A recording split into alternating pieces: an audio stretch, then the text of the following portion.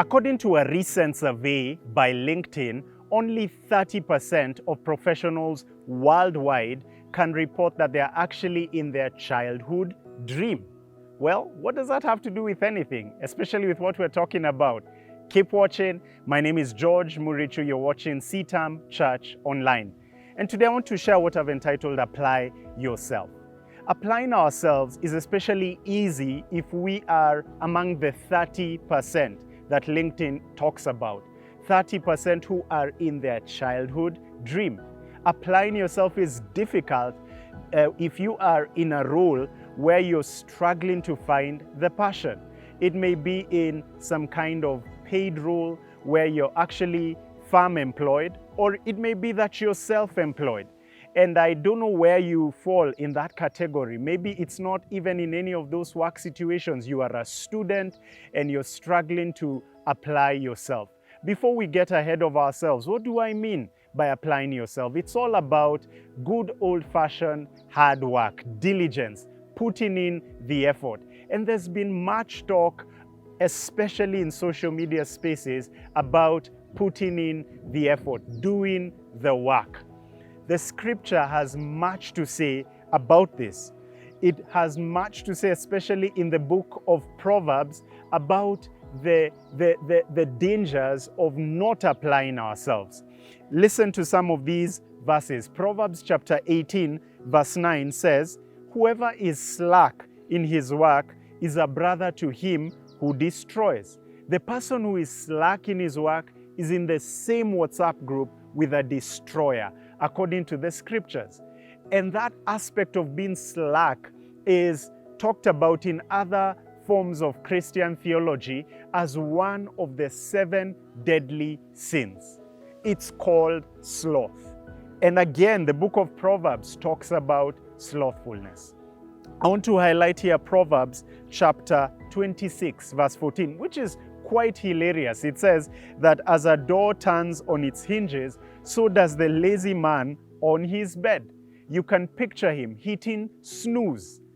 One more time, another time, thrice. And as a door turns on its hinges, Solomon gives us a visual of failure to apply ourselves, being slothful, being lazy. And it goes on to say the lazy man buries his hand in the bowl and it wearies him to bring it back to his mouth. He is so slothful that he can't even lift up the food from the bowl to his mouth. He wants some kind of invention to be able to sort him out on that.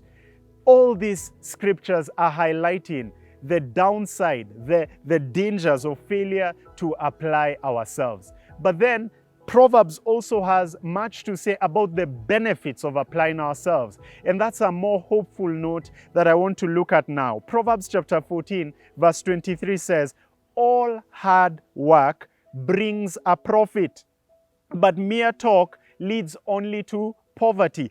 All hard work. You apply yourself in academic endeavors. You apply yourself in sports. Maybe you may be gifted academically. Someone else is gifted in terms of their athletic abilities, their sports. They just thrive in that space of sports. The people who come cream of crop and they emerge top are the ones who will apply themselves in whatever field that the Lord has given to them. And I want to note here that in the book of Joshua, chapter 18, verse 3, Joshua is calling out 7 tribes and he's saying that they are slack. The reason they are not taking on new territories is because they are slack. And he says, "How long will you be slack about going in and taking possession of the land that the Lord, the God of your ancestors, has given you?" So this is a challenge to us that in this year, let's apply ourselves. I pray that in that sphere of influence, it may be academics, it may be business, it may be in some kind of skill, a new skill that you're learning. Maybe you're venturing out into new languages and you're struggling to take on that new language. As you apply yourself, that which is hard will become easy, and that will become an area of mastery for you. And guess what? That which is spoken about here will end up happening. And you may actually join the 30% that LinkedIn talked about, and you'll find yourself in a dream role enjoying the benefits and the blessings of hard work. I submit to you today, apply yourself.